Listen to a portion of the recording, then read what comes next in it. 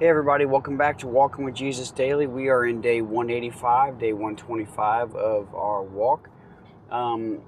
We are also in the milk section of this, and I welcome you all back. We have a very interesting recording today. I know pretty much all of them are. However, this one's a little bit different. So we have Jesus. And we're going to be in Mark 8, 10 through 21, Matthew 15, 39, and Matthew 16, 1 through 12. A little mashup here. I'm going to read these out loud, but let's just think about what has happened. Jesus has gone to Tyre and Sidon. He healed the daughter of a woman by her faith. He traveled back, healed a bunch of people in the Decapolis. He put his fingers into a guy's ear and spit and put it on his tongue and unbound his tongue.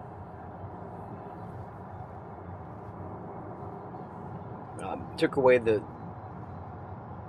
whatever was ailing him from being able to hear and speak. Healed many other people. Fed 4,000 men, not counting women and children. These are just another day in the life of Jesus. Just a constant one place after another. Imagine, we'll talk about this in the meat. Let's go ahead and read Mark 8, 10 through 21. And immediately he got into the boat with his disciples and went to the district of Dalmanutha. That's how I'm going to say it. Dalmanutha. The Pharisees came and began to argue with him, seeking from him a sign from heaven to test him. So we're just picturing this. I believe that I read that this place, this Dalmanutha, was a place that was near Magdala. Now I could be wrong, but when we talk about Magdala, we talk about like Mary of Magdala, right? So the Pharisees have come out and they argue with Jesus, looking for a sign from heaven.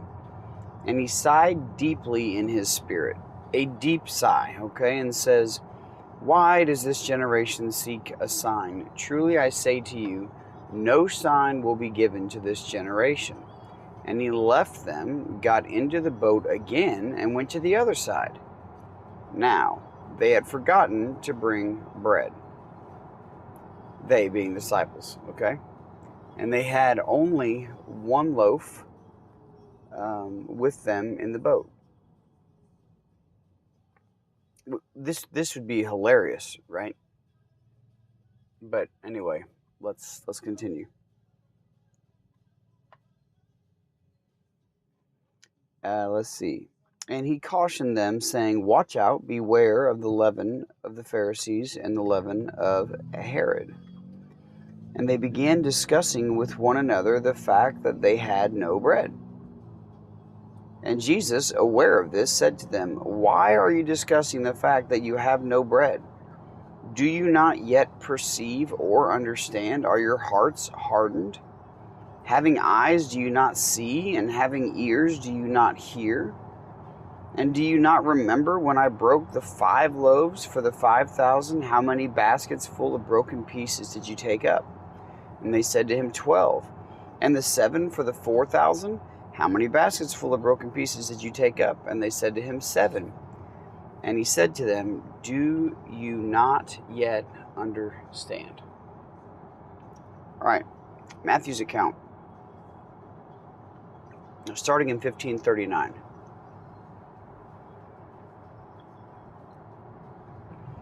And after sending away the crowds, he got into the boat and went to the region of Magadan. Okay, there you go. And the Pharisees and Sadducees came, and to test him, they asked him to show them a sign from heaven. He answered them, when it is evening, you say, it will be fair weather, for the sky is red. And in the morning, you say, it will be stormy day, for the sky is red and threatening. You know how to interpret the appearance of the sky, but you cannot interpret the signs of the times. An evil and adulterous generation seeks for a sign, but no sign will be given to it except the sign of Jonah. So he left them and departed. Ah, I miss you, Holly. When the disciples reached the other side, they had forgotten to bring any bread. Jesus said to them, "Watch and beware of the leaven of the Pharisees and Sadducees." And they began discussing it among themselves, saying, "We brought no bread." But Jesus, aware of this, said, "O you of little faith, why are you discussing among yourselves the fact that you have no bread? Do you not yet perceive? Do you remember the 5 loaves for the 5,000 and how many baskets you gathered? Or the 7 loaves for the 4,000 and how many baskets you gathered? And how is it that you fail to understand that I did not speak about bread? Beware of the leaven of the Pharisees and Sadducees." Then they understood that he did not tell them to beware of the leaven of bread, but of the teaching of the Pharisees and the Sadducees. All right, I'm going to lump this all together into one reading. So let's sit back and read through this. I'll be using this in the meat section, and let's just read through this and enjoy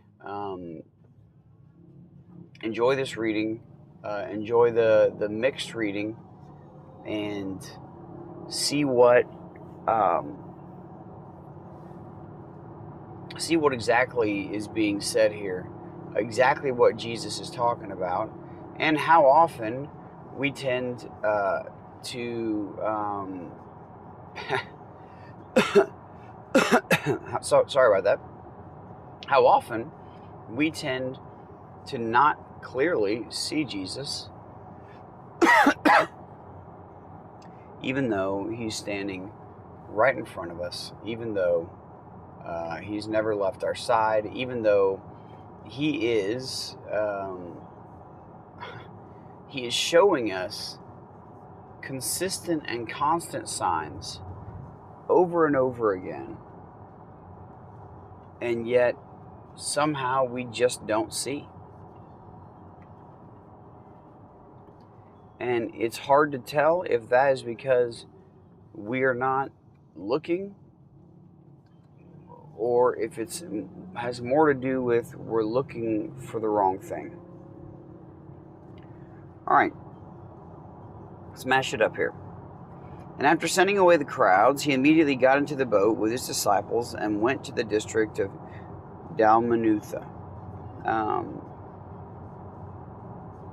And the Pharisees and Sadducees came and began to argue with him, seeking from him a sign. I'm going to wait and save this mashup for the meat section. Let's get into a little bit of this milk. Jesus not only here is trying to get us to see and understand the bigger picture. Imagine being Jesus and only coming with a spiritual message. And the most important thing is the spiritual message. However, proving that he is who he says he is, he does miraculous things. So he does these miracles to prove and to show who he is. He also does them because he loves people and he has compassion on them. But what better way to back up your words than with proof? Unfortunately, we live in a place that, we live in a generation, I'll say, that still doesn't really believe what they see. I often tell people, they often ask, why doesn't God just show me a sign? I said, he's showing you signs everywhere. And he says, no, not besides the clouds, besides the trees, besides the animals, besides how humans are made. Why doesn't God just, like, if he's God and people are supposed to listen to him, why doesn't he just open the clouds up and say, hey guys, it's me. I'm real. Just letting you know. Read your Bibles. And I'm like, man, let me tell you this.